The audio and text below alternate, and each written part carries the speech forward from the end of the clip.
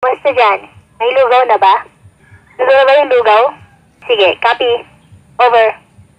At andito na nga ang very affordable na walkie-talkie. At ang kagadahan nito guys, perfect na perfect to sa mga businesses ninyo kasi nga hindi na kayo magsisigawan pa kapag nasa taas or ilang floor pa yan, matatawagan ninyo or makakausap ninyo ang inyong mga empleyado or employer. Ganun siya kalupit. At lalo na kapag brown out or walang internet.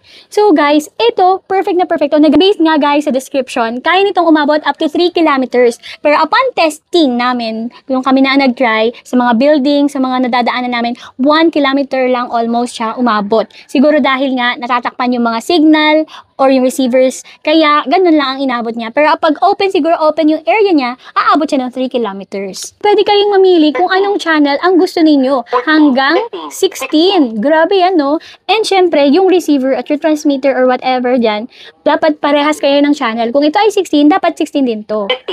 16. Para sila ay connect. Hello. O, di ba? Hello. Ganun ang atake niya. Ito pa, sa kabila. Hello. Hello. O, di ba? Ang astig. Kaya, ano pang hinihintay nyo guys? Check out now!